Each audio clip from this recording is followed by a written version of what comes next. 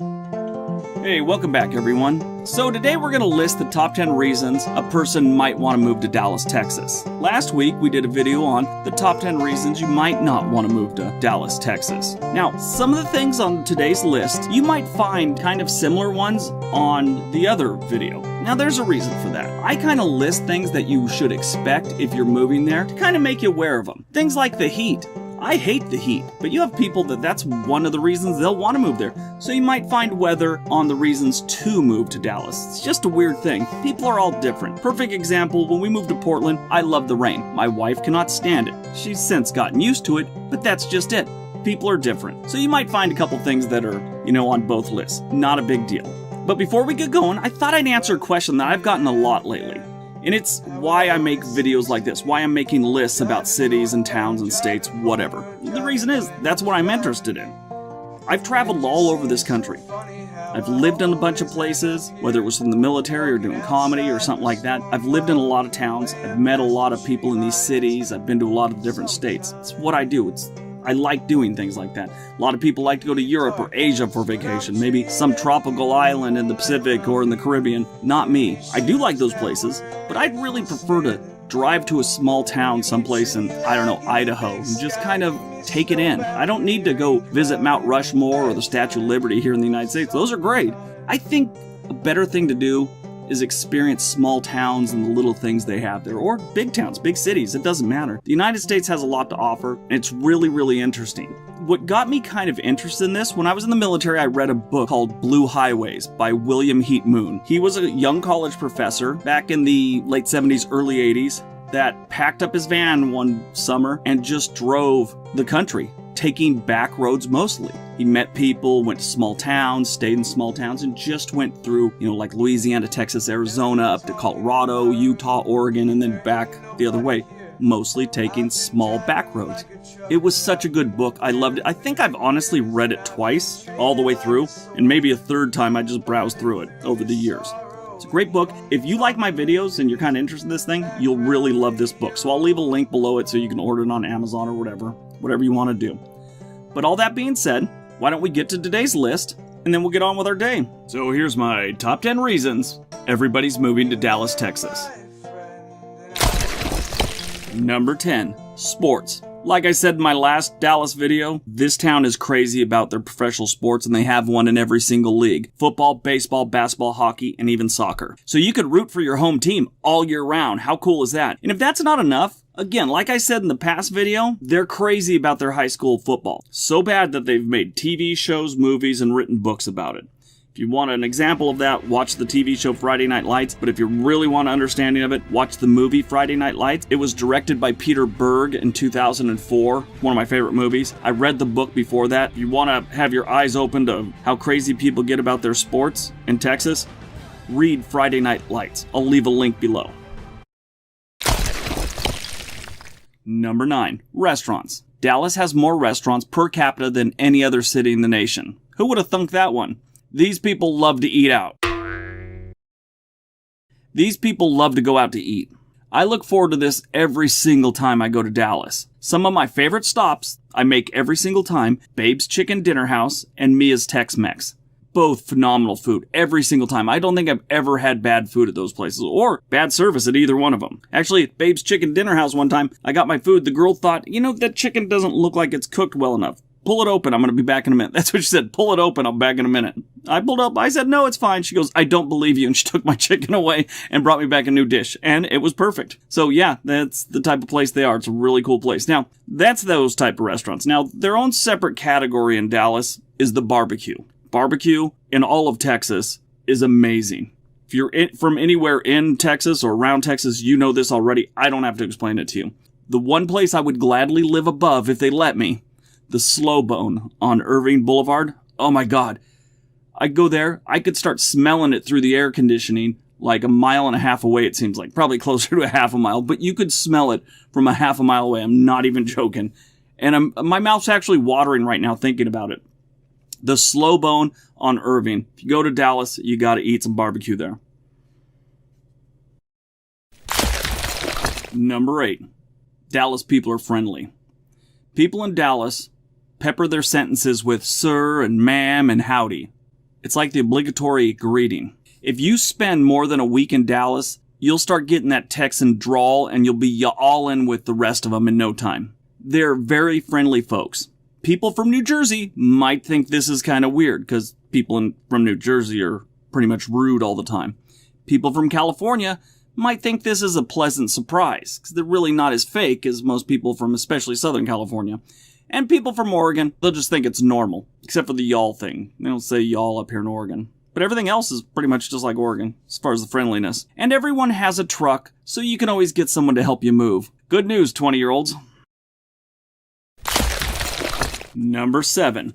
No state income tax.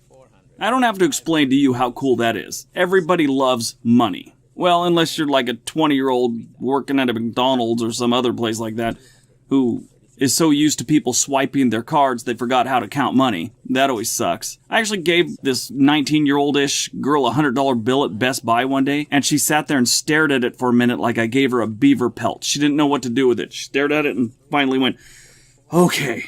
Like she was getting ready to lift some weights or something like that. She had to take a deep breath to figure out how to count down 100. Anyway, Texas is one of the handful of states that has no state income tax. And if you're sitting there right now and you're about to say, but they have other taxes to make up for it, yeah, I'm sure they do have a way to get taxes out of you. But state income tax is not one of them. Most states have those taxes and state income tax, so quit typing. Number 6. State Fair. One of Dallas' most well-known qualities is that it's the home of the legendary State Fair of Texas.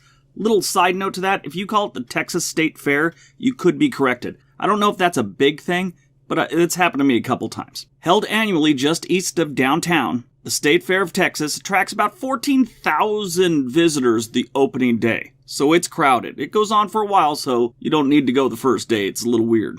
Not weird, it's a little too crowded. Elbow room only, folks.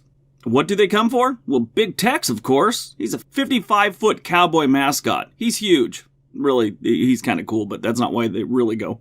They might come for the Red River rivalry. It's hard to say, and it's a bit of a tongue twister, but that's a really good football game.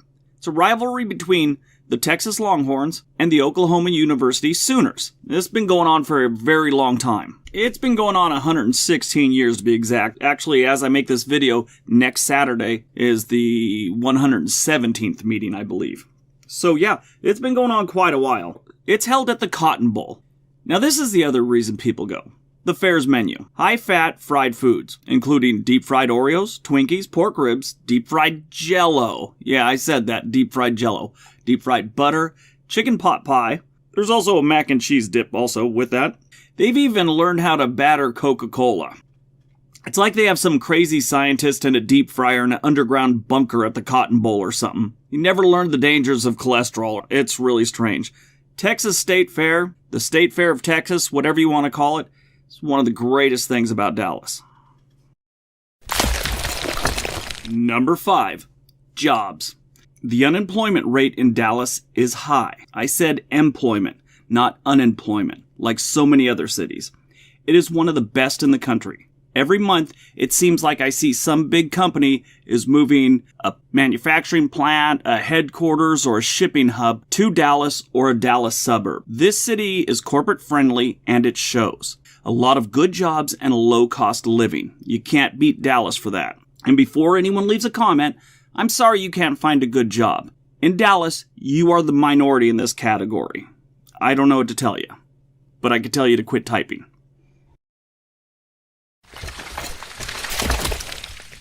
And number 4, it's a dry heat. Dallas is hot. It gets really hot. The good news is, it's a dry heat. In my other Dallas video, I talked about the crazy weather Dallas gets. It does. Giant hail, tornadoes, all kinds of crazy stuff. The good news is, the heat in Dallas is bearable. Not like some southern states, you go there and the humidity is insane and the heat is crazy. That type of weather, you standing still in the shade and you still got boob sweat. Nobody likes that. So if you're a sun lover and you own a bunch of sunblock, Dallas may be the place for you. Number 3, farmer's market.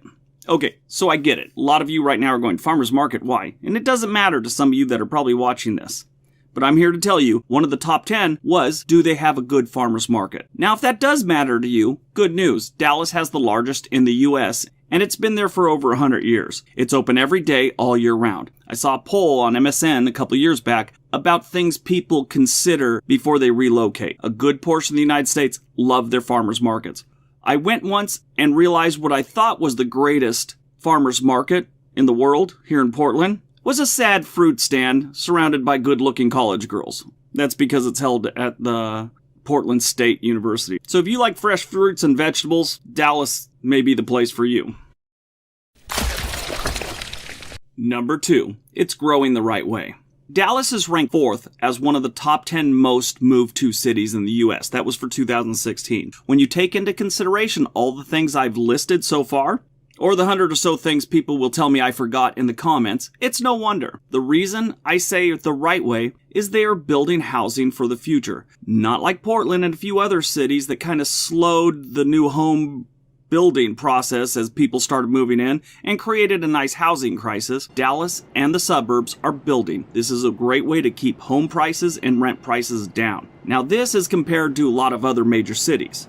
I know some of you want to leave comments about how rent has been increasing and stuff like that. House prices have been increasing. They are. The economy's getting better, and it has been for about 8 years now. So yeah, prices are going to rise.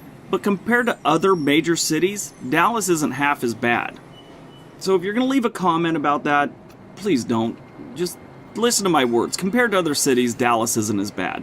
And considering they have great employment numbers and a low cost of living, it's a miracle your house prices and everything else aren't even higher.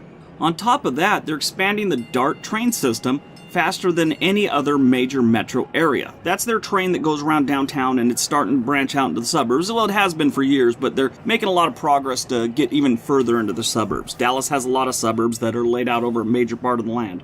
And that's why if you ask anyone from Dallas, there's always road construction going on. They're not just trying to keep road workers employed, they're actually expanding the freeway system as well. Good job, Dallas. Number 1, housing prices. Now, I kind of touched on this in number 2, but it's worth being number 1 and taking a closer look. Housing in Dallas and its burbs is very low. When it comes to rent, according to myapartmentmap.com, a studio apartment in Dallas carries an average price of about $992.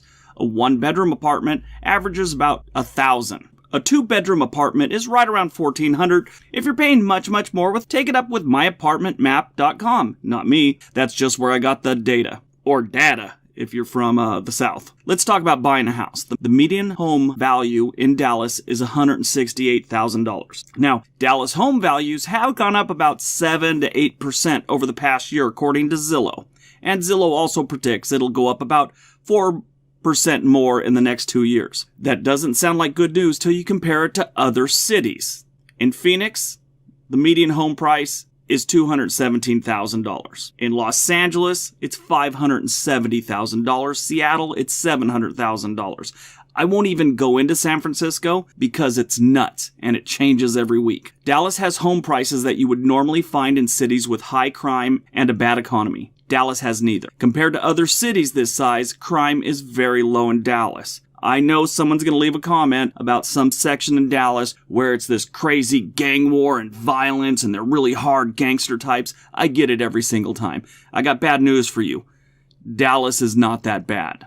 All the things I've listed here and so many other things are why everyone is moving to Dallas. And that's my list. I hope you enjoyed it. I hope you leave me a comment.